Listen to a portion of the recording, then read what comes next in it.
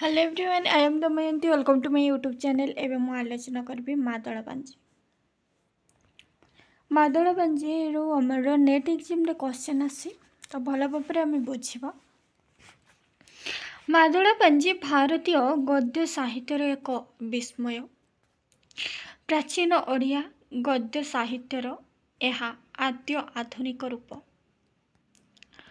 जगन्नाथ मंदिरर बरणी एथिरे लिपिबद्ध होइछि। मादल पांजी रे कौन लिपिबद्ध होइछि? Jagannath मंदिरर बरणी।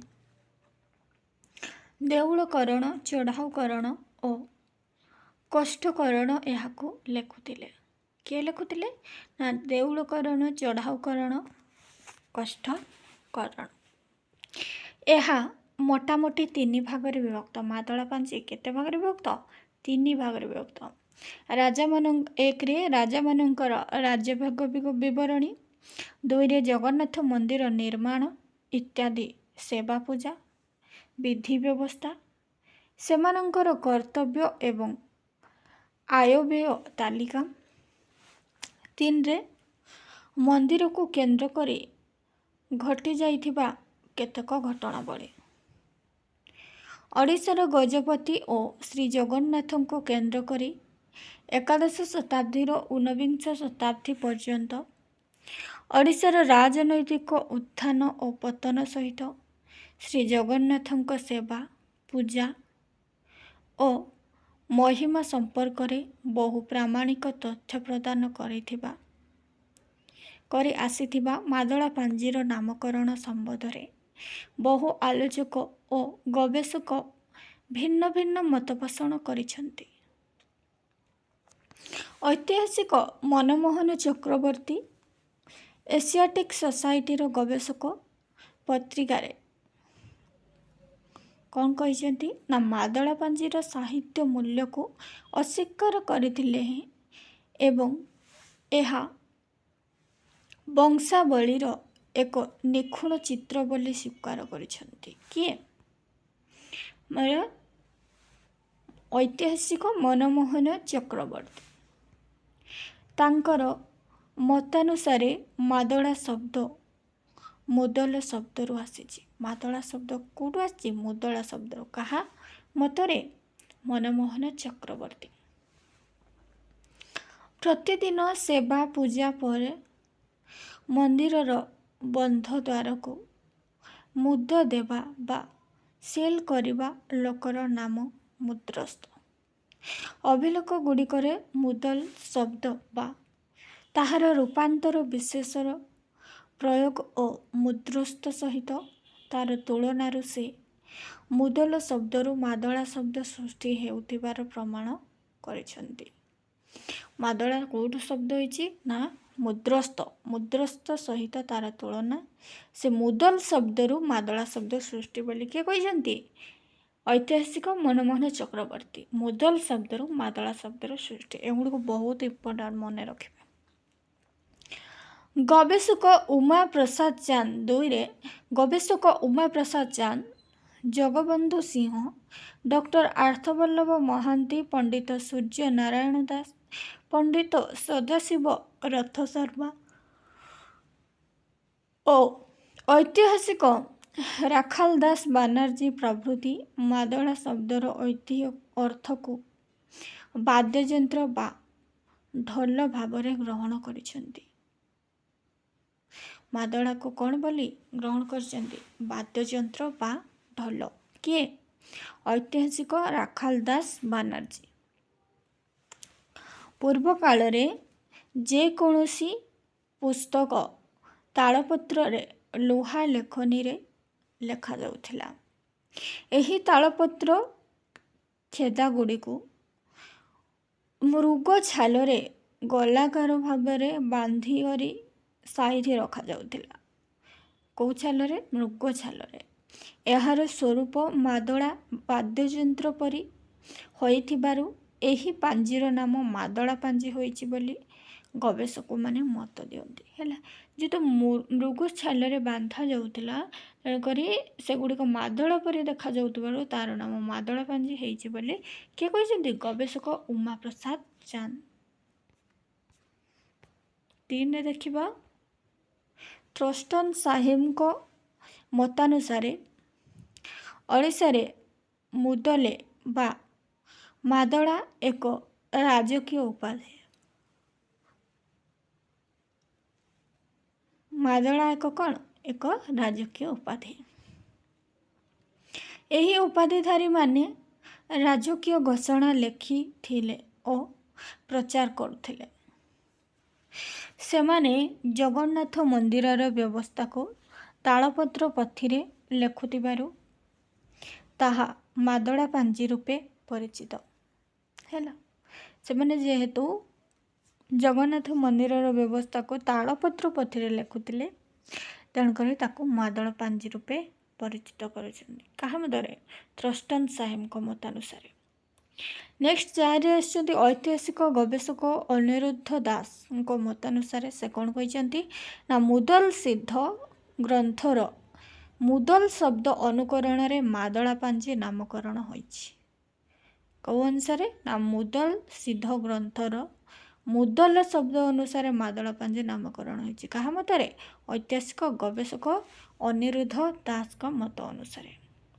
Next question number 5 point number 5ରେ ଆସୁଛନ୍ତି ଐତିହାସିକ ସତ୍ୟନାରାୟଣ ରାଜଗୁରୁଙ୍କ ମତ ଅନୁଯାୟୀ ମାଦଳ ଶବ୍ଦଟି ତେଲୁଗୁ ମଦଳ ଓ ମଦଲୁଗା ଶବ୍ଦରୁ ଆସିଛି। ସତ୍ୟନାରାୟଣ ରାଜଗୁରୁଙ୍କ ମତରେ ମାଦଳା ଶବ୍ଦ କେଉଁଠୁ ଆସିଛି? ନା ତେଲୁଗୁ ମଦଳ ଓ ମଦଲୁଗା ଶବ୍ଦରୁ ଆସିଛି। ଏହି ଶବ୍ଦ ଦୁଇଟିର ଅର୍ଥ ହେଲା ଯଥାକ୍ରମେ ପ୍ରଥମ ଓ ଆରମ୍ଭରୁ। ଏହି ଦୃଷ୍ଟିକୋଣରୁ ବିଚାର କଲେ ମାଦଳା ପାଞ୍ଜିର ଅର୍ଥ ହେବ ଯେ ପାଞ୍ଜିରେ ପ୍ରଥମରୁ ସମସ୍ତ ଘଟଣା ସଂକଳନ କରାଯାଇଛି ଅଥବା ଆରମ୍ଭରୁ ଯେଉଁ ପାଞ୍ଜି ଲେଖା ହୋଇ ଆସୁଛି। ଅଧ୍ୟାପକ ଗଗନେନ୍ଦ୍ର ନାଥ ଦାସ ଏହି ମତକୁ ସମର୍ଥନ କରିଛନ୍ତି। କିଏ? ଅଧ୍ୟାପକ ଗଗନେନ୍ଦ୍ର ଦାସ। ତେବେ ମାଦଳର ଆବିଧାନିକ ଅର୍ଥ ଅପୂର୍ଣ୍ଣ ବା ଅଖଣ୍ଡିଆ। ତାହେଲେ ବହୁତ ଜଣ ଆମର ମାଦଳ ପାଞ୍ଜିର ଅର୍ଥ ବହୁତ ପ୍ରକାରର ଦେଇଛନ୍ତି, ତେଣୁକରି ମାଦଳ ପାଞ୍ଜିର ଅର୍ଥ ଖଣ୍ଡିଆ ରହିଛି। ଓଡ଼ିଶାର ଜାତୀୟ ଜୀବନର ପ୍ରାଣ ଶ୍ରୀ ଜଗନ୍ନାଥ ସମ୍ପୂର୍ଣ୍ଣ ହୋଇଥିବାରୁ ତାଙ୍କୁ ମଧ୍ୟ ମାଦଳା କୁହାଯାଏ ହେଲା। ଯେହେତୁ ଶ୍ରୀ ଜଗନ୍ନାଥ ମଧ୍ୟ ଅସମ୍ପୂର୍ଣ୍ଣ, ତେଣୁକରି ତାଙ୍କୁ ମଧ୍ୟ କେହି ମାଦଳା କୁହନ୍ତି। ଏହି ପାଞ୍ଜି ତାଙ୍କୁ ହିଁ କେନ୍ଦ୍ର କରି ଲେଖାଯାଇଥିବାରୁ ଏହାକୁ ମାଦଳା ପାଞ୍ଜି କହିବାର ଅଧିକ ଯଥାର୍ଥ ବୋଧ ହୁଏ ହେଲା। ଯେହେତୁ ଜଗନ୍ନାଥଙ୍କୁ କେନ୍ଦ୍ର କରିକି ମାଦଳା ପାଞ୍ଜି ଲେଖା, ଯେହେତୁ ଜଗନ୍ନାଥ ମଧ୍ୟ ଅସମ୍ପୂର୍ଣ୍ଣ, ତେଣୁକରି ତାଙ୍କୁ ମାଦଳା ବୋଲି କୁହାଯାଏ। ଯେହେତୁ ତାଙ୍କୁ କେନ୍ଦ୍ର କରିକି ଏହା ଲେଖା ହେଇଛି, ତେଣୁକରି ଏହାକୁ ମାଦଳା ପାଞ୍ଜି ବୋଲି କୁହାଯାଏ ହେଲା। କାଶ୍ମୀରର ରାଜତରଙ୍ଗିନୀ, ଆସାମର ବୁରୁଞ୍ଜି, ସିଂହଳର ଧାତୁବଂଶ, ମରହଟ୍ଟା ସାହିତ୍ୟର ଲୀଳା ଚରିତ୍ର ଓ ଗୋବିନ୍ଦ ପ୍ରଭୁ ଚରିତ୍ର ଭଳି ଉତ୍କଳର ମାଦଳା ପାଞ୍ଜି ଏକ ଐତିହାସିକ ସୃଷ୍ଟି। ଏଥିରେ ବର୍ଣ୍ଣିତ କେଶରୀ ବଂଶ ସମ୍ବନ୍ଧୀୟ ବିବରଣୀ ପରବର୍ତ୍ତୀ କାଳରେ ସମ୍ପୂର୍ଣ୍ଣ ପ୍ରମାଦପୂର୍ଣ୍ଣ ବୋଲି ପ୍ରମାଣିତ ହୋଇଛି। ସେହିପରି ଗଙ୍ଗ ଓ ସୂର୍ଯ୍ୟବଂଶ ସମ୍ପର୍କୀୟ ବହୁ ବିବରଣୀ ସମ୍ପୂର୍ଣ୍ଣ କାଳ୍ପନିକ। ଅବଶ୍ୟ ନକଲକାରମାନଙ୍କର ଅସାବଧାନତା ଓ କଳ୍ପନାବିଳାସତା ଯୋଗୁଁ ଏପରି ପ୍ରମାଦ ଅପରିହାର୍ଯ୍ୟ।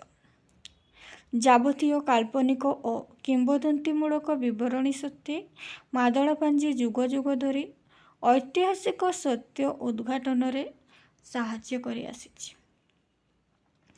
ଏହି ପ୍ରଶ୍ନରେ ଷୋଡ଼ଶ ଶତାବ୍ଦୀରେ ରଚିତ ବଙ୍ଗଦେଶର କୁଳଜୀ ଗ୍ରନ୍ଥମାଳା ଉଲ୍ଲେଖନୀୟ।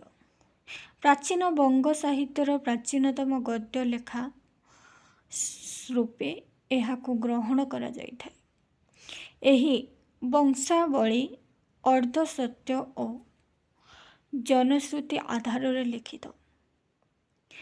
ବଂଶ ମର୍ଯ୍ୟାଦା ଅଭିମାନୀ ଲୋକଙ୍କର ହସ୍ତରେ ଏହିସବୁ ଗ୍ରନ୍ଥ ବିକୃତ ଆକାରରେ ବିବୃତ ହେବା ସ୍ୱାଭାବିକ। ତେଣୁ ଏହା ଐତିହାସିକ ସାକ୍ଷ୍ୟ ହିସାବରେ ଗ୍ରହଣଯୋଗ୍ୟ ନୁହେଁ। ପୁନଶ୍ଚ ମାଦଳା ପାଞ୍ଜି ସହିତ ଏହା ଆଦୌ ତୁଳନୀୟ ନୁହେଁ। ମଧ୍ୟଯୁଗର କେଉଁ ଗୌରବମୟ ଅତୀତରେ କେତେକ ଆଭିଜାତ୍ୟ ସମ୍ପନ୍ନ ବଂଶ ନିଜ ସମ୍ପର୍କରେ କପୋଳକଳ୍ପିତ କାହାଣୀ ଲିପିବଦ୍ଧ କରିଥିଲେ। ଭାରତର ସର୍ବାଞ୍ଚଳରେ ଏପରି ବଂଶାନୁଚରିତ ରାଶି ରାଶି ଉଦାହରଣ ମିଳିପାରିବ। ଏଗୁଡ଼ିକର କୌଣସି ପରମ୍ପରା ନାହିଁ। କାଳକ୍ରମେ ବଂଶର ଅବସାନ ସଙ୍ଗେ ସଙ୍ଗେ ଏ ଲେଖାରେ ମଧ୍ୟ ପୂର୍ଣ୍ଣଚ୍ଛେଦ ପଡ଼ିଯାଇଛି। ମାତ୍ର ମାଦଳା ପାଞ୍ଜିର ଏକ ଦୀର୍ଘ ପରମ୍ପରା ରହିଆସିଛି। ଆଜି ବି ଶ୍ରୀମନ୍ଦିରର ଦେଉଳକରଣ ଓ ଚଢ଼ାଉକରଣମାନେ ପାଞ୍ଜି ରଚନା କରୁଛନ୍ତି। କେଉଁମାନେ? ଶ୍ରୀମନ୍ଦିରର ଦେଉଳକରଣ ଆଉ ଚଢ଼ାଉକରଣମାନେ ପାଞ୍ଜି ରଚନା କରୁଛନ୍ତି। ଏଇଟା କ୍ୱେଶ୍ଚନ୍ ପଡ଼େ, ସର୍ଟ କ୍ୱେଶ୍ଚନ୍। କେଉଁମାନେ ପାଞ୍ଜି ରଚନା କରୁଛନ୍ତି? ନା ଶ୍ରୀମନ୍ଦିରର ଚଢ଼ାଉକରଣ ଆଉ ଦେଉଳକରଣମାନେ। ତେଣୁ ପାରମ୍ପରିକତା ଓ ଧାରାବାହିକତା କେବଳ ମାଦଳା ପାଞ୍ଜି ଲେଖାରେ ପରିଲକ୍ଷିତ ହୁଏ। ଭାରତର ଅନ୍ୟ କୌଣସି ସାହିତ୍ୟରେ ଏହିପରି ଧାରାବାହିକ ଗଦ୍ୟ ଲେଖା ଉପଲବ୍ଧି ହୁଏ ନାହିଁ। ଦ୍ୱାଦଶ ଶତାବ୍ଦୀରେ ମରହଟ୍ଟା ସାହିତ୍ୟର ଆଦିଯୁଗରେ ମହାନୁଭବ ନାମ ଏକ ଧର୍ମ ଆନ୍ଦୋଳନ ସମ୍ପ୍ରଦାୟର ଅଭ୍ୟୁଦୟ ହୋଇଥିଲା। ଏହି ସମ୍ପ୍ରଦାୟର ସ୍ରଷ୍ଟା ଥିଲେ ଚକ୍ରଧର ନାମକ ଜଣେ ଆଧ୍ୟାତ୍ମିକ ସାଧକ। ଏହି ସମ୍ପ୍ରଦାୟର ଲୋକମାନେ ଭଗବାନ କୃଷ୍ଣ ଦତ୍ତାତ୍ରେୟଙ୍କ ସହିତ ସମ୍ପ୍ରଦାୟର ସ୍ରଷ୍ଟା ଚକ୍ରଧରଙ୍କୁ ଗଭୀର ଭକ୍ତି ସହକାରେ ପୂଜା କରିଥାନ୍ତି। ଲୀଳା ଚରିତ୍ର ଓ ଗୋବିନ୍ଦ ପ୍ରଭୁ ଚରିତ୍ର ଏମାନଙ୍କର ପବିତ୍ର ଗ୍ରନ୍ଥ। ଏହି ମର୍ମଟ ଏହି ଗ୍ରନ୍ଥଦ୍ୱୟର ଲେଖକ। ତ୍ରୟୋଦଶ ଶତାବ୍ଦୀରେ ରଚିତ ଏହି ଗ୍ରନ୍ଥଦ୍ୱୟରେ ଚକ୍ରଧରଙ୍କ ଜୀବନ ଚରିତ, ଆଧ୍ୟାତ୍ମିକ ସାଧନା ଓ ଉପଦେଶାତ୍ମକ ବାଣୀ ସରଳ ଗଦ୍ୟ ମାଧ୍ୟମରେ ଲିଖିତ ହୋଇଛି। ଶିଷ୍ୟ ପରମ୍ପରା କ୍ରମେ ଏହି ମହାନୁଭବ ସମ୍ପ୍ରଦାୟର ସାଧକଗଣ ଗଦ୍ୟ ଶୈଳୀରେ ନିଜର ସମ୍ପ୍ରଦାୟର ଧର୍ମଧାରଣାକୁ ଲିପିବଦ୍ଧ କରୁଥିଲେ। ମାତ୍ର ପରବର୍ତ୍ତୀ କାଳରେ ଏମାନଙ୍କର ପ୍ରଭାବ ହ୍ରାସ ପାଇବାରୁ ଏ ଲେଖାର ମଧ୍ୟ ଇତିଶ୍ରୀ ହୋଇଗଲା। ତେଣୁ ଉତ୍କଳର ମାଦଳା ପାଞ୍ଜି ସହିତ ଏହାକୁ ତୁଳନା କରାଯାଇ ନପାରେ। ଊନବିଂଶ ଶତାବ୍ଦୀର ପ୍ରାକ୍ କାଳରେ ଓଡ଼ିଶାର ଇତିହାସ ପ୍ରଣୟନ କଲାବେଳେ ସେ କାଳର ପଣ୍ଡିତମାନେ ମାଦଳା ପାଞ୍ଜିକୁ ଏକମାତ୍ର ନିର୍ଭରଯୋଗ୍ୟ ଗ୍ରନ୍ଥ ଭାବେ ଗ୍ରହଣ କରିଥିଲେ। କାରଣ ଏଥିରେ ମନ୍ଦିରର ଆୟ ବ୍ୟୟ ରୀତିନୀତି ରାଜଭୋଗ ଇତିହାସ ପ୍ରଭୃତି ନାନା କଥା ପ୍ରଦତ୍ତ ହୋଇଛି। ପରବର୍ତ୍ତୀ ସମୟରେ ମାଦଳା ପାଞ୍ଜିର ବହୁ ତଥ୍ୟ ଭ୍ରାନ୍ତିପୂର୍ଣ୍ଣ ଥିବା ପ୍ରମାଣିତ ହୋଇଛି। ଏ ସମ୍ପର୍କରେ ଐତିହାସିକ ମନମୋହନ ଚକ୍ରବର୍ତ୍ତୀ ତାଙ୍କ ମତରେ 100 ବର୍ଷ ମଧ୍ୟରେ ପୋଥିଗୁଡ଼ିକ ନୂଆ 3-4 ଥର ନକଲ ହେଉଥିବାରୁ ତାରିଖ ଓ ଅଙ୍କଗୁଡ଼ିକରେ ପରିବର୍ତ୍ତନ ଘଟିବ। ମୁସଲମାନ ମନ୍ଦିରର ସେବା ପୂଜାବିଧି ବ୍ୟବସ୍ଥାରେ ବିଭ୍ରାଟ ଘଟିବ। ତେଣୁ ମାଦଳା ପାଞ୍ଜିର ସତ୍ୟତା ପ୍ରମାଣ ଯୋଗ୍ୟ ନୁହେଁ। ଡକ୍ଟର ହରେକୃଷ୍ଣ ମହତାବ କପିଳେନ୍ଦ୍ର ଦେବଙ୍କ ସମ୍ପର୍କରେ କହିଛନ୍ତି, ମାଦଳା ପାଞ୍ଜି କପିଳେନ୍ଦ୍ର ଦେବଙ୍କର ସମ୍ବନ୍ଧରେ ଭିନ୍ନ ଭିନ୍ନ ମତ ପ୍ରଦାନ କରେ, ଯାହା ଗ୍ରହଣଯୋଗ୍ୟ ନୁହେଁ। ଡକ୍ଟର କୃଷ୍ଣଚନ୍ଦ୍ର ପାଣିଗ୍ରାହୀ ମାଦଳା ପାଞ୍ଜିରେ ବର୍ଣ୍ଣିତ ମର୍କତକେଶରୀ ପ୍ରସଙ୍ଗ ସତ୍ୟତା ସମ୍ବନ୍ଧରେ ସନ୍ଦେହ ପ୍ରକାଶ କରିଛନ୍ତି। ଡକ୍ଟର ନବୀନ କୁମାର ସାହୁ ମାଦଳା ପାଞ୍ଜିରେ ରାମଚନ୍ଦ୍ର ଦେବଙ୍କର ସମ୍ପର୍କରେ ପଞ୍ଜିକାରଙ୍କର ବିଶେଷ ସ୍ପଷ୍ଟ ଧାରଣା ନଥିଲା ବୋଲି କହିଛନ୍ତି।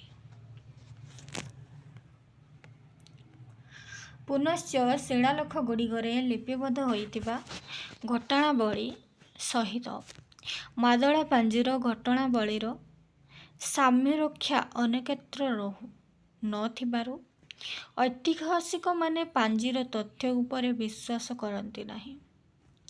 ଏହାର କାରଣ ପ୍ରାଚୀନ କାଳରେ ଏ ଦେଶର ଇତିହାସ ଲିପିବଦ୍ଧ ହେଉନଥିଲା। ତେଣୁ କାଳକ୍ରମେ ଐତିହାସିକ ଘଟଣା କିମ୍ବଦନ୍ତୀରେ ପରିଣତ ହୋଇଯିବା ସ୍ୱାଭାବିକ। ପାଞ୍ଜିକାରମାନଙ୍କ ସମ୍ମୁଖରେ କୌଣସି ଐତିହାସିକ ଉପାଦାନ ନଥିବା ଯୋଗୁଁ ସେମାନେ ବ୍ୟକ୍ତିଗତ ଜ୍ଞାନ, ଲୋକକଥା, କିମ୍ବଦନ୍ତୀ ଆଦିକୁ ନିଶ୍ଚୟ ଆଶ୍ରୟ କରିଥିବେ, ଯଦ୍ୱାରା ମାଦଳା ପାଞ୍ଜିରେ ବର୍ଣ୍ଣିତ ତଥ୍ୟ ଐତିହାସିକ ସତ୍ୟତାଠାରୁ ଦୂରେଇ ଯାଇଛି। ମାଦଳା ପାଞ୍ଜିକାରମାନେ ମଧ୍ୟ ସଠିକ୍ ତାରିଖ, ମାସ ବା ବର୍ଷ ମଧ୍ୟ ଉଲ୍ଲେଖ କରିପାରି ନାହାନ୍ତି। ଫଳରେ ବହୁ ଭ୍ରମାତ୍ମକ ଓ ଉଦ୍ଭଟ ତଥା ଅଲୌକିକ ତଥ୍ୟର ପରିବେଷଣ କରାଯାଇଛି। ଏଥିରେ କିଛି ଅସ୍ୱାଭାବିକତା ନାହିଁ। ତେବେ ଐତିହାସିକମାନେ ଇତିହାସ ପ୍ରଣୟନ କଲାବେଳେ ମାଦଳା ପାଞ୍ଜିର ସତ୍ୟର ଅନୁସନ୍ଧାନ କରିବା ଆବଶ୍ୟକ। ମାଦଳା ପାଞ୍ଜି ଇତିହାସର ରଚନାର ପ୍ରାରମ୍ଭିକ ପ୍ରୟାସ। ଏଥିରେ ଅନେକ ଅଲୌକିକ ଓ ଉଦ୍ଭଟ ଘଟଣା ଥିଲେ ମଧ୍ୟ ଐତିହାସିକ ଉପାଦାନ ଯେ ଏଥିରେ ରହିଛି, ତାହା ଅସ୍ୱୀକାର କରିହେବ ନାହିଁ। ହୁଏତ ଦୂର ଅତୀତର ଘଟଣା ପାଞ୍ଜିକାରମାନଙ୍କ ଦ୍ୱାରା ପ୍ରକ୍ଷିପ୍ତ ହୋଇଛି, କିନ୍ତୁ ନିକଟ ଅତୀତର ଘଟଣାରେ ନିଶ୍ଚିତ ଭାବେ ଅନେକ ସତ୍ୟତା ରହିଛି। ଡକ୍ଟର କୃଷ୍ଣଚନ୍ଦ୍ର ପାଣିଗ୍ରାହୀଙ୍କ ମତରେ ଷୋଡ଼ଶ ଶତାବ୍ଦୀ ପୂର୍ବର ଘଟଣାଗୁଡ଼ିକ ଲୋକଶ୍ରୁତି ଓ କିମ୍ବଦନ୍ତୀକୁ ନେଇ ଲିଖିତ। ଏହାପରେ ଗଙ୍ଗବଂଶ ରାଜତ୍ୱ କାଳରେ ପୁରୀ ମନ୍ଦିର, କୋଣାର୍କ ମନ୍ଦିର ଓ ବହୁ କୂପ, ପୁଷ୍କରିଣୀ, ବନ୍ଧବାଡ଼ ତଥା ରାଜ୍ୟ ଜୟର ବୃତ୍ତାନ୍ତ ଦେଖିବାକୁ ମିଳେ। ସେହିପରି ଦ୍ୱିତୀୟ ଅନଙ୍ଗ ଭୀମଦେବଙ୍କର ଭବିଷ୍ୟତ ରାଜାମାନଙ୍କ ନିମନ୍ତେ ଉଦ୍ଦିଷ୍ଟ ଘୋଷଣାରୁ ଓଡ଼ିଶାର ସୀମାରେଖା, ରାଜସ୍ୱ ଶାସନ ପ୍ରଣାଳୀ, ସୈନ୍ୟବାହିନୀର ବ୍ୟୟ, ଦେବତା ବ୍ରାହ୍ମଣଙ୍କ ପ୍ରତି ସମ୍ମାନବୋଧ ତଥା ସମକାଳୀନ ସମାଜର ରାଜନୈତିକ, ସାମାଜିକ ଓ ଧାର୍ମିକ ପରମ୍ପରାର ଚିତ୍ର ଦେଖିବାକୁ ମିଳେ। ଏହା ବ୍ୟତୀତ ପୁରୁଷୋତ୍ତମ ଦେବ, ମୁକୁନ୍ଦ ଦେବ ପ୍ରମୁଖ ଗଜପତିଙ୍କର ଶାସନ କାଳରେ ରାଜ୍ୟର ସାମରିକ ସାମର୍ଥ୍ୟ, ରାଜନୀତିକ ପରିବେଶ ସମ୍ପର୍କରେ ସୂଚନା ମିଳେ। ତେଣୁ କେତେକ ଅତିରଞ୍ଜନ ସତ୍ତ୍ୱେ ମାଦଳା ପାଞ୍ଜିର ଐତିହାସିକ ମୂଲ୍ୟ ସ୍ୱୀକାର୍ଯ୍ୟ। 1929ରେ ପ୍ରକାଶିତ ପ୍ରାଚୀନ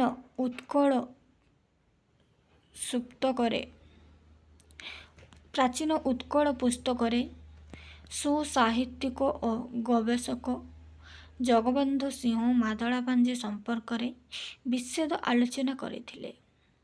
ମାଦଳା ପାଞ୍ଜିକୁ ତାଳପତ୍ର ପୋଥିରୁ ଉଦ୍ଧାର କରି ଏହି ଗ୍ରନ୍ଥର ବହୁ ଉଦ୍ଧୃତାଂଶ ଦେଇ ସେ ଏହାର ସାରବତ୍ତା ପ୍ରମାଣ କରିଛନ୍ତି। ତେଣୁ ଖାଣ୍ଟି ଐତିହାସିକ ହିସାବରେ ଅନ୍ଧାନୁକରଣ ନ କରି କହିଛନ୍ତି, ଉତ୍କଳର ରାଜବଂଶ ବିଷୟ ମାଦଳା ପାଞ୍ଜିରେ ଲେଖା ଅଛି। କ'ଣ କହିଛନ୍ତି ନା ଉତ୍କଳର ରାଜବଂଶ ବିଷୟ ମାଦଳା ପାଞ୍ଜିରେ ଲେଖା ଅଛି। ମାଦଳା ପାଞ୍ଜିରେ ଯେ ଭ୍ରମ ନଥିବ ବା ନାହିଁ ମୁଁ ଏହା କହୁନାହିଁ। ମାଦଳା ପାଞ୍ଜି ଅପେକ୍ଷା ଅନ୍ୟ ଅକାଟ୍ୟ ପ୍ରମାଣ ପାଇଲେ ମାଦଳା ପାଞ୍ଜିର ଲିଖିତ ବିଷୟକୁ ଯେ ତ୍ୟାଗ କରିବାକୁ ହେବ ନାହିଁ, ଏକଥା ମୁଁ କହୁନାହିଁ। କିନ୍ତୁ ଅନ୍ୟ କୌଣସି ବିଶ୍ୱାସଯୋଗ୍ୟ ପ୍ରମାଣ ନଥିଲେ ମାଦଳା ପାଞ୍ଜିକୁ ଅବିଶ୍ୱାସ କରିବାର କିଛି କାରଣ ନାହିଁ। ପ୍ରାଚୀନ ଗଦ୍ୟାଦର୍ଶ ପୁସ୍ତକ 1900 32 ଖ୍ରୀଷ୍ଟାବ୍ଦରେ ସଂକଳିତ ହୋଇଥିଲା। ଏହି ଗ୍ରନ୍ଥର ଇଂରାଜୀ ମୁଖବନ୍ଧରେ ଅଧ୍ୟାପକ ଆର୍ତ୍ତବଲ୍ଲଭ ମହାନ୍ତି ମାଦଳା ପାଞ୍ଜି ଯଯାତି କେଶରୀଙ୍କ ରାଜତ୍ୱ କାଳରେ ଆରମ୍ଭ ହୋଇଥିଲା ବୋଲି ଅନୁମାନ କରିଛନ୍ତି। ପୂର୍ଣ୍ଣଚନ୍ଦ୍ର ଭାଷାକୋଷର ସଂକଳକ ଗୋପାଳଚନ୍ଦ୍ର ପ୍ରହରାଜ ତାଙ୍କର ଅଭିଧାନ ଇଂରାଜୀ ମୁଖବନ୍ଧରେ ମାଦଳା ପାଞ୍ଜିର ରଚନାକାଳ ଏକାଦଶ ଖ୍ରୀଷ୍ଟାବ୍ଦ ବୋଲି ଗ୍ରହଣ କରିଛନ୍ତି। ସମୟକ୍ରମେ ପାଞ୍ଜିର ଭାଷାରେ କେତେକ ପରିବର୍ତ୍ତନ ସଂଗଠିତ ହୋଇଥିଲେ ହେଁ ତାହା ଯେ ଅତୁଟ ଭାବରେ ବହୁ ପ୍ରାଚୀନ ଓଡ଼ିଆ ଭାଷାକୁ ସଂରକ୍ଷିତ କରିଆସିଛି ଏଥିରେ ସନ୍ଦେହ ନାହିଁ।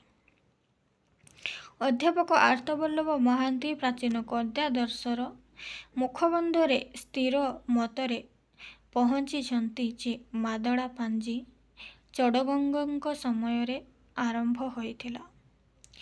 ତାଙ୍କର ଏହି ମତକୁ ସମର୍ଥନ କରି ପଣ୍ଡିତ ସୂର୍ଯ୍ୟନାରାୟଣ ଦାସ କହିଛନ୍ତି ଯେ ଚଡ଼ଗଙ୍ଗ ଦେବ ମାଦଳା ପାଞ୍ଜିର ଉତ୍ପତ୍ତି ପାଇଁ ଦାୟୀ। ପ୍ରାଚୀନ ଅଭିଲେଖ କିମ୍ବା ଗ୍ରନ୍ଥରୁ ଏ ସମ୍ବନ୍ଧରେ କୌଣସି ପ୍ରମାଣ ତଥ୍ୟ ମିଳୁନଥିଲେ ମଧ୍ୟ ଜନଶ୍ରୁତିରେ ପ୍ରଚଳିତ ଏହି କଥାକୁ ଏକାବେଳକେ ଅବିଶ୍ୱାସ କରାଯାଇ ନପାରେ ବୋଲି ସେ ମତବ୍ୟକ୍ତ କରିଛନ୍ତି। ବିଶିଷ୍ଟ ବଙ୍ଗୀୟ ଗବେଷକ ପଣ୍ଡିତ ଡକ୍ଟର ସୁନୀତି କୁମାର ଚାଟାର୍ଜୀ ନିଖିଳ ଭାରତ ବଙ୍ଗ ସାହିତ୍ୟର ସମ୍ମେଳନର କଟକ ଅଧିବେଶନରେ ସଭାପତି ଅଭିଭାଷଣରେ ମାଦଳା ପାଞ୍ଜିକୁ ଭାରତୀୟ ସାହିତ୍ୟର ଅନ୍ୟତମ ଗୌରବ ବୋଲି ଘୋଷଣା କରି ଏହାର ରଚନା କାଳ ଏକାଦଶ ଖ୍ରୀଷ୍ଟାବ୍ଦ ବୋଲି ସ୍ୱୀକାର କରିଛନ୍ତି। କିଏ? ବିଶିଷ୍ଟ ବଙ୍ଗୀୟ ଗବେଷକ ପଣ୍ଡିତ ଡକ୍ଟର ସୁନୀତି କୁମାର ଚାଟାର୍ଜୀ ମାଦଳା ପାଞ୍ଜିକୁ କେତେ ଖ୍ରୀଷ୍ଟାବ୍ଦର ବୋଲି ଘୋଷଣା କରିଛନ୍ତି? ଖ୍ରୀଷ୍ଟାବ୍ଦ ଏକାଦଶ ଖ୍ରୀଷ୍ଟାବ୍ଦ ବୋଲି ସ୍ୱୀକାର କରିଛନ୍ତି। ଐତିହାସିକ ହରେକୃଷ୍ଣ ମହତାବ ତାଙ୍କର ଓଡ଼ିଶା ଇତିହାସ ଗ୍ରନ୍ଥରେ ଭୈବଂଶ ରାଜା ରାମଚନ୍ଦ୍ର ଦେବଙ୍କର ସମୟରୁ ମାଦଳା ପାଞ୍ଜି ଲେଖା ଆରମ୍ଭ ହୋଇଥିଲା ବୋଲି ସ୍ୱୀକାର କରିବା ସଙ୍ଗେ ସଙ୍ଗେ ଗଙ୍ଗବଂଶ ଆରମ୍ଭରୁ ମାଦଳା ପାଞ୍ଜି ଲେଖା ଆରମ୍ଭ ହେବା ଆଦୌ ସମ୍ଭବ ନୁହେଁ ବୋଲି ମତବ୍ୟକ୍ତ କରିଛନ୍ତି।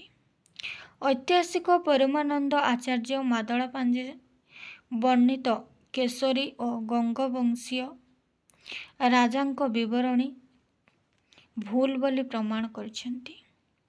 ମାଦଳା ପାଞ୍ଜିରେ ପୁରୀ ମନ୍ଦିରର ନିର୍ମାତା ପୁରୁଷୋତ୍ତମ ବୋଲି ଉଲ୍ଲେଖ ଅଛି। କ'ଣ ବୋଲି?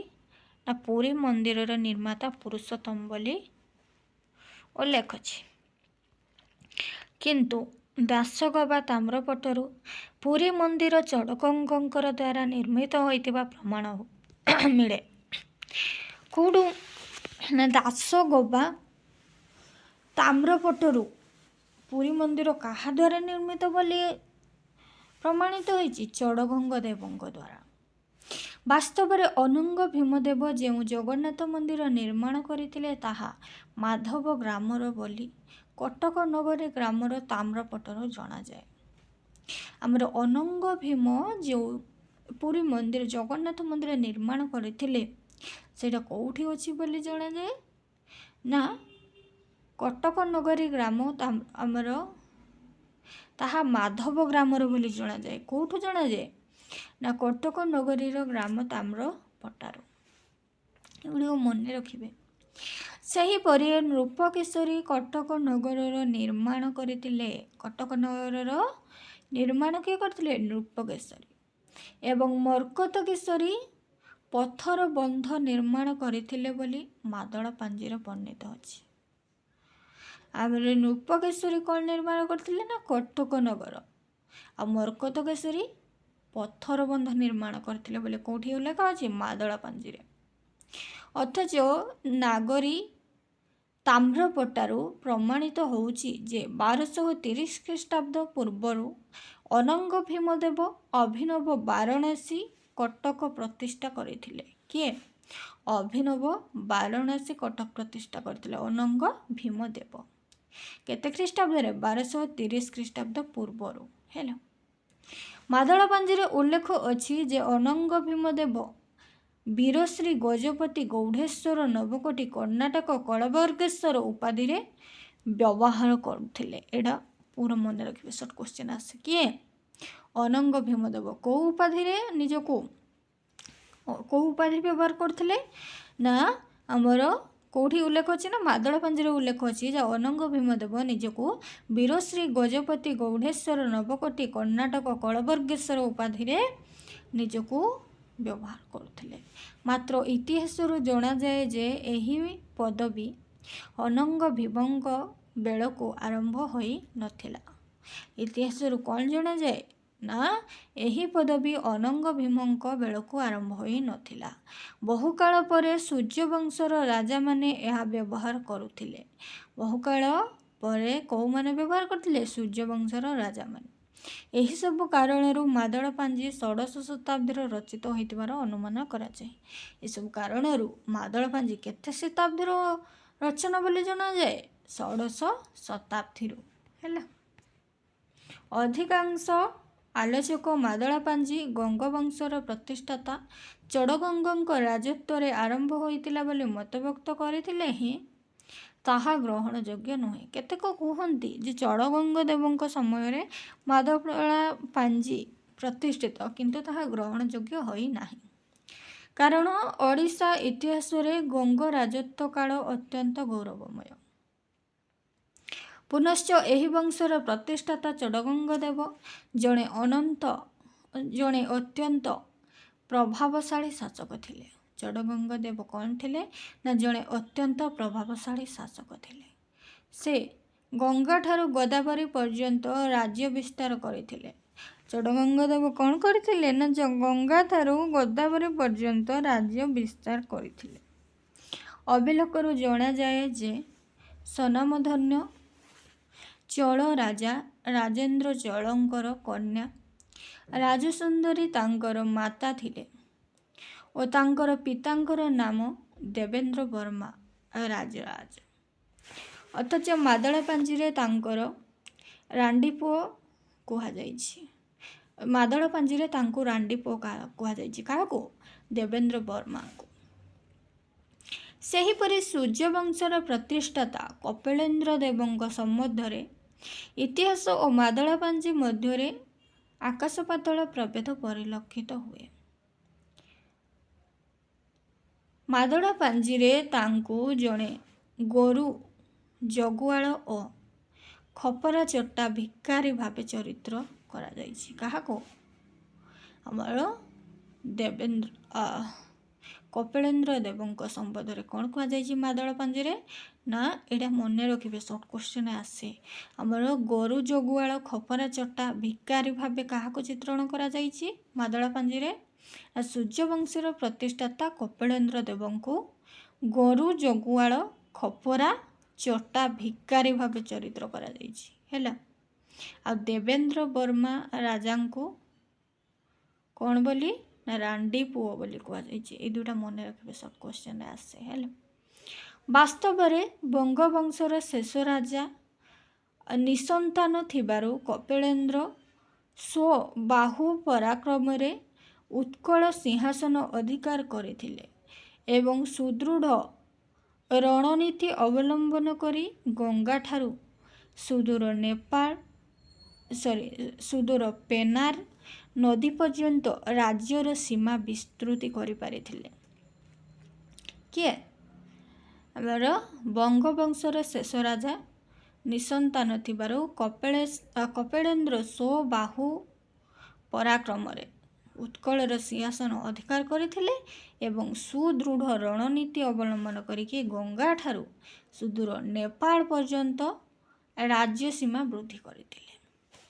ଏହିପରି ବିଭିନ୍ନ ରାଜବଂଶ ସମ୍ବନ୍ଧରେ ବହୁ ଅସମ୍ମାନିତ ଓ କାଳ୍ପନିକ କାହାଣୀ ମାଦଳା ପାଞ୍ଜିରେ ବର୍ଣ୍ଣିତ ଥିବାରୁ ଏହାର ଐତିହାସିକତା ସମ୍ବନ୍ଧରେ ଆଲୋଚକମାନେ ସନ୍ଦେହ ପ୍ରକାଶ କରିବା ସ୍ୱାଭାବିକ।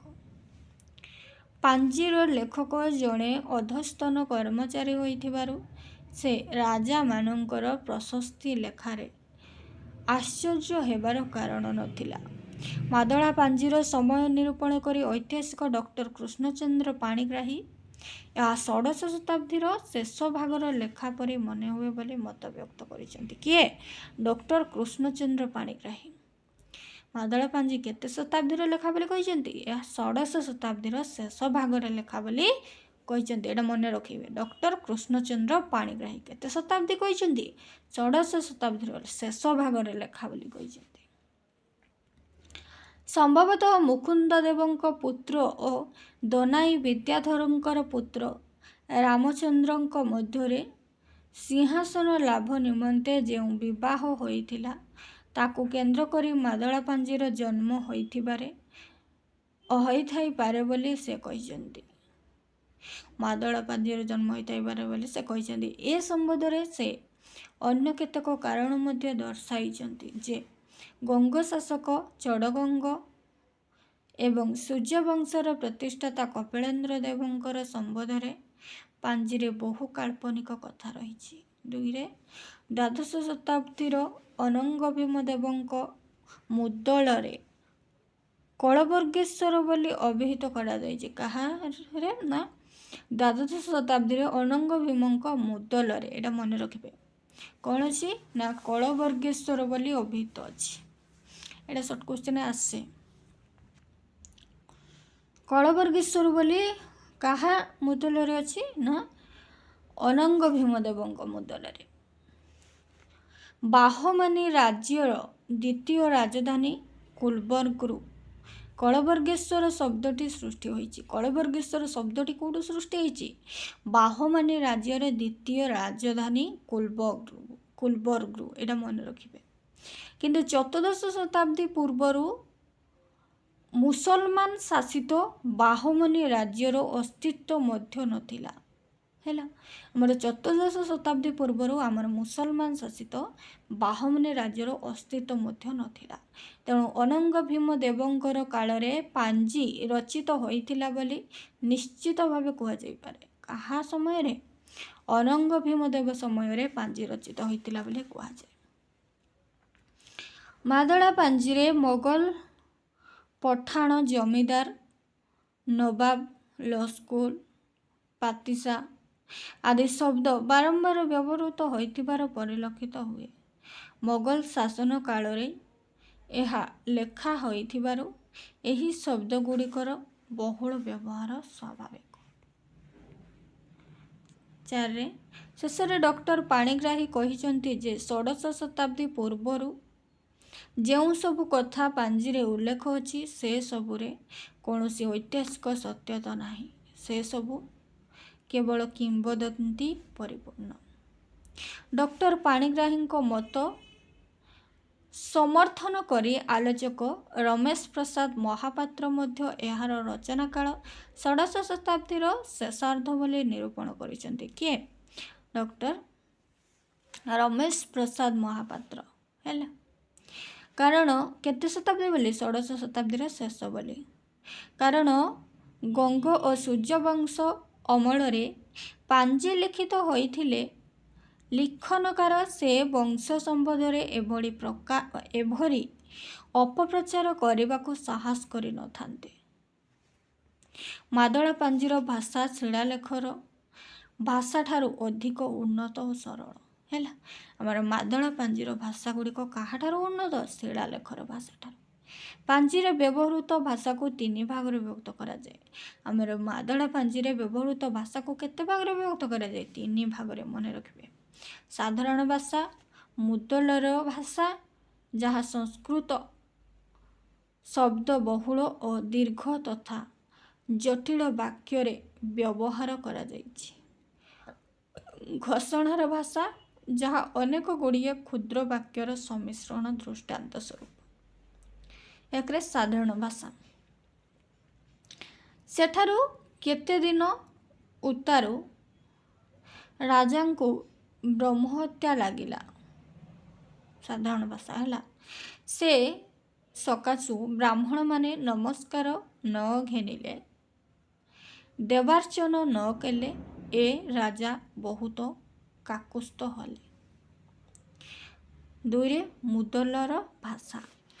ଶ୍ରୀ ବୀରଶ୍ରୀ ଗଜପତି ଗୌଡ଼େଶ୍ୱର ନବକୋଟି କର୍ଣ୍ଣାଟ କଳବର୍ଗେଶ୍ୱର ଅଭିରାୟ ଭରବୈ ଦୁଃସହ ଦୁଃଶାସନ ଅନିକରଣ ରାଉତରାୟ ଅତୁଳ ବଳ ପରାକ୍ରମ ସଂଗ୍ରାମ ସହସ୍ରବାହୁ ଧୂମକେତୁ ଶ୍ରୀ ଅନଙ୍ଗ ଭୀମ ମହାରାଜଙ୍କର ଇତ୍ୟାଦି।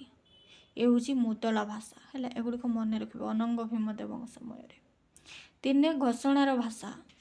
ଭବେଶ ମହାରାଜା ମାନେ, ଏମିତି ସର୍ଟ କ୍ୱେଶ୍ଚିନ୍ ଆସେ। ଶ୍ରୀ ବୀର ଗଜପତି ଗୌଡ଼େଶ୍ୱର ନବକୋଟି କର୍ଣ୍ଣାଟକ କଳବର୍ଗେଶ୍ୱର, ଏଇଟା ଆମର କେଉଁ ଭାଷା? ମୁଦଲ ଭାଷା ହେଲା, ଘୋଷଣାର ଭାଷା।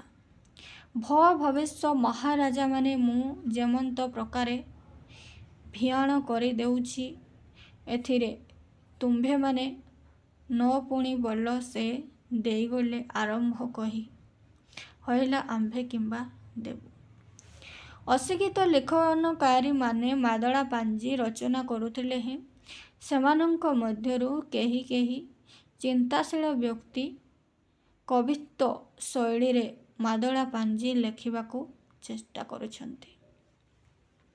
ଉଦାହରଣ ସ୍ୱରୂପ ପୁରୁଷୋତ୍ତମ ଦେବଙ୍କର ବିବରଣୀରେ ଲେଖା ଅଛି, ଦର୍ଶନ କରି ପ୍ରତିଜ୍ଞା କରି ବୋଇଲେ ଦୁରିଆକୁ ଆଉ ତୁମ୍ଭେ ରଖି ନ ପାରିବ, ଶଙ୍ଖେ ପୁରାଇ ଚକ୍ରେ ଉଦାଡ଼ିଲେ ଅବଶ୍ୟ ମାରିବୁ ଘଷାଇ।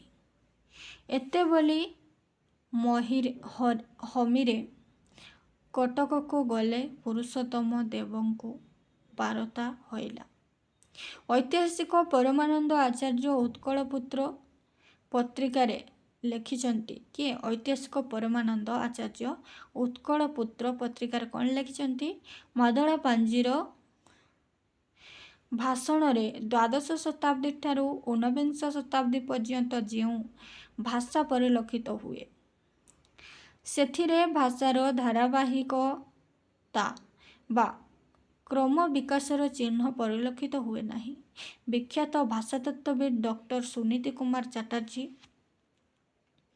1974 ମସିହାରେ ନିଖିଳ ଭାରତ ବଙ୍ଗ ସାହିତ୍ୟ ସମ୍ମିଳନୀର ସଭାପତି ଅଭିଭାଷଣରେ କଟକଠାରେ ମାଦଳା ପାଞ୍ଜି ସମ୍ପର୍କରେ କହିଛନ୍ତି। କ'ଣ କହିଛନ୍ତି?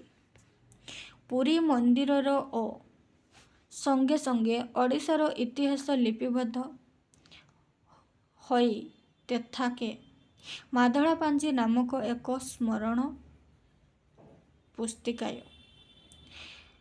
ଇହା ଓଡ଼ିଆ ଗଦ୍ୟ ଲିଖିତ। কথିତ আছে ପୁରୀ ଜଗନ୍ନାଥ ମନ୍ଦିରର ପ୍ରତିଷ୍ଠା ସମୟ ହୋଇଥେଇ ଏହି ପାଞ୍ଜି ଲିପିବଦ୍ଧ ହୋଇଥାଏ।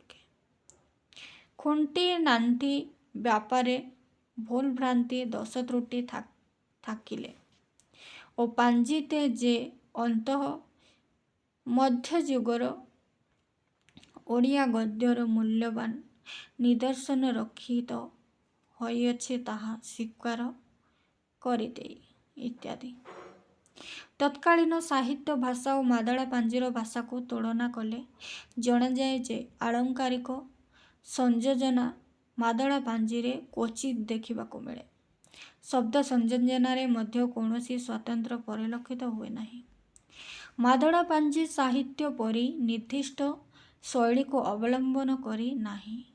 ତତ୍କାଳୀନ ପଦ୍ୟ ସାହିତ୍ୟ, ଗଦ୍ୟ ସାହିତ୍ୟ, ବ୍ରତ କଥା ସାହିତ୍ୟର ମୁଖ୍ୟତଃ ଅଶିକ୍ଷିତ ପାଠକ ଗୋଷ୍ଠୀଙ୍କୁ ଶୁଣାଇବା ଉଦ୍ଦେଶ୍ୟରେ ରଚିତ ହୋଇଥିବାରୁ ସେଗୁଡ଼ିକ ଆବୃତ୍ତିଧର୍ମୀ।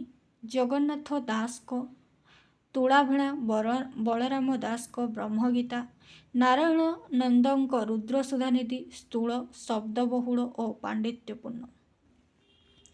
ସାହିତ୍ୟିକ ଭାଷା ସହିତ ମାଦଳା ପାଞ୍ଜିର ଭାଷା ତୁଳନୀୟ ନ ହେଲେ ମଧ୍ୟ ଆଧୁନିକ ଓଡ଼ିଆ ଗଦ୍ୟ ଭାଷାର ଏହା ନିକଟବର୍ତ୍ତୀ ହୋଇପାରିଛି। ପାଞ୍ଜିକରଣଙ୍କ ଆଗରେ କୌଣସି ଐତିହାସିକ ଉପାଦାନ ନଥିଲା। ସେଥିପାଇଁ ସେମାନେ ଲୋକକଥା ଓ କିମ୍ବଦନ୍ତୀ ଉପରେ ନିର୍ଭର କରୁଥିଲେ। ପୁନଶ୍ଚ ସେମାନଙ୍କର ସ୍ୱୟ ସୃଜନଶୀଳତା ଓ କଳ୍ପନା ବିଳାସତା ଯୋଗୁଁ ଅନେକ ଲେଖକମାନଙ୍କ ଦ୍ୱାରା ବହୁ ସୁନ୍ଦର କାହାଣୀ ସୃଷ୍ଟି ହୋଇଛି। ଆହୁରି ମଧ୍ୟ ଅନେକ ସ୍ଥଳରେ ବହୁ ଉଦ୍ଭଟ ଓ ଅଲୌକିକ ଘଟଣାବଳୀ ଲିପିବଦ୍ଧ ହୋଇଛି। ସେଗୁଡ଼ିକର କୌଣସି ସତ୍ୟତା ନଥିଲେ ମଧ୍ୟ ଆନନ୍ଦ ଉପଭୋଗ କରିବ ଉପାଦାନ ରହିଛି। ବହୁ କାହାଣୀରେ ତତ୍କାଳୀନ ସମାଜର ଚିତ୍ର ପ୍ରତିଫଳିତ। କେବଳ ସେତିକି ନୁହେଁ, ମାଦଳା ପାଞ୍ଜିର କଥାବସ୍ତୁ ପରବର୍ତ୍ତୀ କାଳରେ ସାହିତ୍ୟିକମାନଙ୍କୁ ପ୍ରଭାବିତ କରିଆସିଛି। ଡକ୍ଟର ଖଗେଶ୍ୱର ମହାପାତ୍ର ବିଶ୍ୱାସ କରିଛନ୍ତି ଯେ ମାଦଳା ପାଞ୍ଜିର ବିଷୟବସ୍ତୁ ସାରଳା ମହାଭାରତର ଉପରେ ପ୍ରଭାବ ବିସ୍ତାର କରିଛି। କିଏ ବିଶ୍ୱାସ କରିଛନ୍ତି? ଡକ୍ଟର ଖଗେଶ୍ୱର ମହାପାତ୍ର। କ'ଣ କହିଛନ୍ତି ନା ପାଞ୍ଜିର ବିଷୟବସ୍ତୁ ସାରଳା ମହାଭାରତ ଉପରେ ପ୍ରଭାବ ବିସ୍ତାର କରିଛି। ପୂର୍ବ କାଳରେ ରାଜଦରବାରରେ ରାଜକବି, ରାଜଜ୍ୟୋତିଷ, ରାଜପୁରୋହିତ ଓ ଗଳ୍ପ ସାଗରମାନେ ନିଯୁକ୍ତି ଲାଭ କରିଥିଲେ। ରାଜାଙ୍କୁ ଖୁସି କରିବା ପାଇଁ ଗଳ୍ପ ସାଗର ଓ ବିଦୂଷକମାନେ ନାନା ଗଳ୍ପ ଓ ହାସ୍ୟରସ କଥା କହି ରାଜାଙ୍କୁ ନିମଜ୍ଜିତ କରି ରଖିଥିଲେ। ଏହି ପରିପ୍ରେକ୍ଷୀରେ ଚଡ଼ଗଙ୍ଗଦେବଙ୍କ ସମୟରେ ନିତେଇ ଧବଣୀ କଥା, ନିଜ କନ୍ୟା ପ୍ରତି ଅବୋଧ୍ୟ ପ୍ରଣୟ ଜନିତ କୌଶଲ୍ୟା ଗଙ୍ଗ ପୁଷ୍କରିଣୀ ଖନନ କଥା, ମଦନ ମହାଦେବଙ୍କ ସମୟରେ ବୌଦ୍ଧ ସମଣ ଓ ବାହଣଙ୍କ ପରୀକ୍ଷା କଥା, ଅନଙ୍ଗ ଭୀମଙ୍କ ବ୍ରହ୍ମହତ୍ୟା କଥା, ଭାନୁଦେବଙ୍କ ସମୟରେ ପଶୁପାଳକ କଥା, ବୀର ଭାନୁଦେବଙ୍କ ସମୟରେ ଅନ୍ଧ ଦଇତା ଦାସ କଥା, କପିଳେନ୍ଦ୍ର ଦେବଙ୍କ ସମୟରେ ନାଗଫାସ ପ୍ରସଙ୍ଗ, କାଶିଆ କପିଳା ଭେଟ ପ୍ରସଙ୍ଗ, ଖପରା ଚୋଟା ପ୍ରସଙ୍ଗ, ଲାଙ୍ଗୁଳା ନରସିଂହ ଦେବଙ୍କ ସମୟର କାଞ୍ଚି ଅଭିଯାନ କଥା, ପ୍ରତାପରୁଦ୍ର ଦେବଙ୍କ ସମୟର ବଣିର ପ୍ରସଙ୍ଗ ପ୍ରଭୃତି ବହୁ କାହାଣୀ ମାଦଳା ପାଞ୍ଜିରେ ଦେଖିବାକୁ ମିଳେ। ଏସବୁ ପ୍ରସଙ୍ଗ ଲିପିବଦ୍ଧ କାଳରେ ପାଞ୍ଜିକାରର କବିମାନସ କାର୍ଯ୍ୟ ରହିଛି। ସେ ନିଜ କଳ୍ପନା ଦ୍ୱାରା କୌଣସି ଏକ ଘଟଣାକୁ ସୁନ୍ଦର ଭାବରେ ସଜାଇ ରଖିବାକୁ ଚେଷ୍ଟା କରିଥିଲେ। ଏଥିରେ ସାମାଜିକ ଅର୍ଥବୋଧ, ନୀତିବୋଧ ଓ ଧାର୍ମିକ ବିଶ୍ୱାସ ଆପେ ଆପେ ଚାଲି ଆସିଛି। ପାଞ୍ଜିକାରମାନେ ସାଧାରଣ ଲୋକବିଶ୍ୱାସରେ ଯେଉଁ କାହାଣୀ ବା ଘଟଣାଗୁଡ଼ିକୁ ଚମତ୍କାର ଭାବେ ବର୍ଣ୍ଣନା କରିଛନ୍ତି, ତାହା ପରବର୍ତ୍ତୀ କାଳର ସାହିତ୍ୟିକମାନଙ୍କୁ ପ୍ରଭାବିତ କରିଆସିଛି। ଏପର୍ଯ୍ୟନ୍ତ ଓଡ଼ିଶାରେ ନିତେଇ ଧବଣୀ କଥାର ଗୁରୁତ୍ୱ ସାମାଜିକ ଜୀବନରେ ଦେଖିବାକୁ ମିଳେ। ସାଧାରଣତଃ ମାଆମାନେ ପିଲାମାନଙ୍କୁ ଡର, ଚମକିବା ଆଦିରୁ ରକ୍ଷା କରିବା ପାଇଁ ଗୁଣି ଗାରେଡ଼ିର ଆଶ୍ରୟ ନେଇଥାନ୍ତି। ଏହି ଗୁଣି ଗାରେଡ଼ି ସାଧାରଣତଃ ଧୋବା, ହରିଜନ ଆଦି ନିମ୍ନ ଶ୍ରେଣୀର ଲୋକମାନେ କରିଥାନ୍ତି। ତେଣୁ ପାଞ୍ଜିରେ କଳ୍ପନା ଓ ବାସ୍ତବତାର ସମନ୍ୱୟ ପରିଲକ୍ଷିତ ହୁଏ। 17ଶହ ଶତାବ୍ଦୀରେ ପୁରୁଷୋତ୍ତମ ଦାସ ଯେଉଁ କାଞ୍ଚି କାବେରୀ କାବ୍ୟ ରଚନା କରିଥିଲେ, କେତେ ଶତାବ୍ଦୀରେ? 1700। ସେଥିରେ କାଞ୍ଚି ଗଣେଶ କଥା, ସାନ ବିପ୍ର ଓ ବଡ଼ ବିପ୍ର କଥା, ମାଣିକ ଗୌଡ଼ୁଣୀ କଥା, ଚେରା ପହଁରା କଥା ଉଲ୍ଲେଖ ରହିଛି। ତାଙ୍କର ରଚିତ ହରିହର ଭେଟ କାବ୍ୟରେ ଜଗନ୍ନାଥ ଓ ଶିବଙ୍କର ସମନ୍ୱୟ ବୃତ୍ତାନ୍ତ ବର୍ଣ୍ଣିତ ହୋଇଛି। ବଳରାମ ଦାସଙ୍କ ଭାବସମୁଦ୍ର, ମହାଦେବ ଦାସଙ୍କ ନୀଳାଦ୍ରି ମହୋଦୟ, ଲୋକନାଥ ବିଦ୍ୟାଧରଙ୍କ ନୀଳାଦ୍ରି ମହୋତ୍ସବ, ଦୀନକୃଷ୍ଣ ଦାସଙ୍କ ଜଗମୋହନ ଛାନ୍ଦ, ସ୍ନାନଚଉତିସା, ଚକ୍ରପାଣି ପଟ୍ଟନାୟକଙ୍କ ଗୁଣ୍ଡିଚା ଚମ୍ପୁ, ଶାଲବେଗଙ୍କ ଭଜନ ପ୍ରଭୃତିରେ ରଥଯାତ୍ରା ଓ ଗୁଣ୍ଡିଚା ଯାତ୍ରାର ପ୍ରଭାବ ରହିଛି। କୃପାସିନ୍ଧୁ ଦାସ ଚତୁର୍ଦ୍ଧାମୂର୍ତ୍ତି ବର୍ଣ୍ଣନା କାବ୍ୟରେ ଜଗନ୍ନାଥଙ୍କ ମୂର୍ତ୍ତିତତ୍ତ୍ୱ କଥା ପାଞ୍ଜିରୁ ଆହରଣ କରିଛନ୍ତି। ବଡ଼ମ୍ବା ରାଜାଙ୍କ କ୍ଷେତ୍ର ମାହାତ୍ମ୍ୟରେ ଇନ୍ଦ୍ରଦ୍ୟୁମ୍ନ ପ୍ରସଙ୍ଗ ବର୍ଣ୍ଣିତ। ଜଗନ୍ନାଥ ଦାସଙ୍କ ନିତ୍ୟ ନୀଳାଦ୍ରି ବିଳାସ, ଦାରୁବ୍ରହ୍ମ ଗୀତାରେ ଇନ୍ଦ୍ରଦ୍ୟୁମ୍ନ ପ୍ରସଙ୍ଗ ଓ ସେବା ଉପାସନା ବିଧି ମାଦଳା ପାଞ୍ଜି ଅନୁରୂପ। ମାଗୁଣି ଦାସ, ଦାମୋଦର ଦାସ, ନୀଳାମ୍ବର ଦାସଙ୍କ ଦେଉଳତଳା କାବ୍ୟରାଜିରେ ଗାଲମାଧବ କଥା ମାଦଳା ପାଞ୍ଜିରୁ ଗୃହୀତ। ମହେଶ୍ୱର ଦାସଙ୍କ ବେଢ଼ା ପରିକ୍ରମା ଗ୍ରନ୍ଥରେ ଯେଉଁ କ୍ଷେତ୍ର ସୂଚନା ମିଳେ ତାହା ପାଞ୍ଜିରୁ ଆଦୃତ। ଛାନ୍ଦ ଦାସଙ୍କ ଗୋପୀଚନ୍ଦନ କାବ୍ୟରେ ବର୍ଣ୍ଣିତ ରାମଚନ୍ଦ୍ର ଦେବ ଦ୍ୱିତୀୟ ବା ଅଭିନବ ଇନ୍ଦ୍ରଦ୍ୟୁମ୍ନ ପଦବୀ ମାଦଳା ପାଞ୍ଜିରୁ ଆସିଛି। 17ଶ ଶତାବ୍ଦୀରେ ଜଗନ୍ନାଥ ନାରାୟଣ ଦେବ ଲିଖିତ ଗଙ୍ଗାଯାତ୍ରା ବିବରଣୀ ପୁସ୍ତକରେ ଜଗନ୍ନାଥଙ୍କର ପାତାଳି ହେବା ଘଟଣା ଯାହା ବର୍ଣ୍ଣିତ ହୋଇଛି ତାହା ମାଦଳା ପାଞ୍ଜିର ଯଯାତି କେଶରୀ ପ୍ରସଙ୍ଗରୁ ଆନିତ। ଆଧୁନିକ ଯୁଗରେ ରାଜା ଚୋଡ଼ଗଙ୍ଗ ଦେବ ଓ କୌଶଲ୍ୟା କାହାଣୀକୁ କବିବର ରାଧାନାଥ ପାର୍ବତୀ କାବ୍ୟରେ ବର୍ଣ୍ଣନା କରିଛନ୍ତି। ରାଧାନାଥଙ୍କ ଚିଲିକା କାବ୍ୟରେ ବର୍ଣ୍ଣିତ ରକ୍ତବାହ ପ୍ରସଙ୍ଗ ମାଦଳା ପାଞ୍ଜିର କାଞ୍ଚି ଯାତ୍ରା ପ୍ରସଙ୍ଗ ଅବଲମ୍ବନରେ ରଚିତ।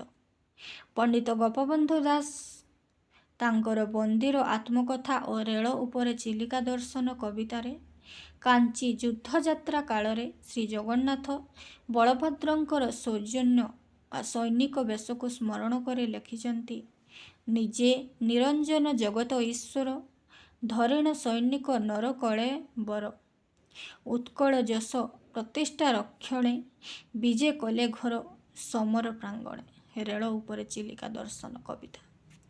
ସେ ମଧ୍ୟ କାଞ୍ଚି ଗଣେଶ କଥା ନିଜ କାବ୍ୟରେ ସୂଚନା କରିଛନ୍ତି। ଏହି କାଞ୍ଚି ଅଭିଯାନ ଘଟଣାକୁ ଆଧାର କରି ରାମଶଙ୍କର ରାୟ କାଞ୍ଚି କାବେରୀ ଗଦ୍ୟ ଗଦାବରୀଶ ମିଶ୍ର ପୁରୁଷୋତ୍ତମ ଦେବ ଓ କାଳୀଚରଣ ପଟ୍ଟନାୟକ ଅଭିଯାନ ନାଟକ ରଚନା କରିଛନ୍ତି। ଗଦାବରୀଶ ମିଶ୍ରଙ୍କ ମୁକୁନ୍ଦ ଦେବ ଓ ଅଶ୍ୱିନୀ କୁମାର ଘୋଷଙ୍କ କଳାପାହାଡ଼ ନାଟକରେ ମାଦଳା ପାଞ୍ଜି ବର୍ଣ୍ଣିତ ମୁକୁନ୍ଦ ଦେବଙ୍କ ଘଟଣାର ପ୍ରଭାବ ପଡ଼ିଅଛି।